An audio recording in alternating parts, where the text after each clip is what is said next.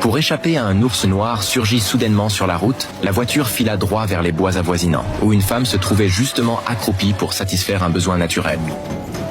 Ainsi se produisit un concours de circonstances des plus improbables. Descendant précipitamment pour inspecter les lieux, Thomas fut saisi d'horreur en découvrant le corps d'une femme partiellement dévêtue. À cet instant, le mari de la victime, alerté par le bruit, arriva sur place et tomba nez à nez avec le cadavre de son épouse. Alors que Thomas tentait de s'expliquer, l'homme, sous le choc, heurta violemment une branche épaisse et mourut sur le coup. Stupéfait, Thomas réalisa qu'en voulant éviter un ours, il avait involontairement provoqué 2 décès en 1 minute. En paysan honnête et tranquille, il ne s'attendait certes pas à un tel drame et se sentit soudain accablé, comme si le ciel lui tombait sur la tête. Après quelques instants de réflexion, il opta pour la fuite, constatant l'absence totale de témoins autour de lui. Le cœur lourd, il rentra chez lui. Pendant le repas, son épouse remarqua ses égratignures au visage et s'enquit de leur origine. Lorsqu'il lui relata les événements, sa première réaction fut de lui demander pourquoi il n'avait pas contacté la police, puisqu'il n'avait pas agi avec intention de tuer. Mais Thomas avait ses raisons. Sa voiture n'était pas assurée et signaler l'accident les aurait ruinés en réparation et dédommagement. Son épouse posa alors une question cruciale. Avait-il laissé des traces sur les lieux? Réalisant soudain qu'il y avait imprimé ses empreintes digitales sur la voiture, le couple se précipita vers le site de l'accident. Tout en effaçant les traces, ils firent une découverte inattendue. À l'intérieur du véhicule se trouvait un sac de marque, suggérant que les défunts étaient aisés. La femme ouvrit ensuite le coffre, où gisait une raquette de sport et un sac. En l'ouvrant, ils découvrirent avec stupéfaction des liasses de billets s'élevant à 2 millions d'euros. Derrière ce drame se cachait donc une fortune inespérée. Puisque les propriétaires de la voiture avaient péri, cet argent leur revenait de fait. Mais comment s'approprier une telle somme sans éveiller les soupçons? L'épouse eut une idée. Sans corps, pas de preuves,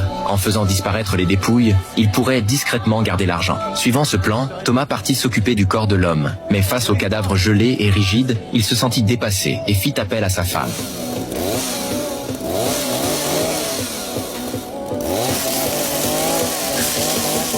Après avoir achevé leur macabre tâche, ils ramenèrent les 2 corps à la maison avec leur pick-up. En fouillant le sac de marque, Thomas y découvrit soudain un pistolet. En le manipulant, il pressa accidentellement la détente, envoyant une balle qui frôla son épouse avant de se loger dans le mur. Un regard complice s'échangea aussitôt entre eux, soulevant une inquiétante question. Qui donc, en dehors des malfrats, transporte une arme à feu? Cet argent provenait-il d'activités illicites? Soudain, des coups résonnèrent à la porte, les glaçant d'effroi à l'idée d'être découverts. L'épouse remit précipitamment les liasses dans le sac, tout en enjoignant à Thomas de ranger la table, tandis qu'elle allait ouvrir. À leur grande surprise, c'était le chef de la police du village qui se tenait sur le seuil.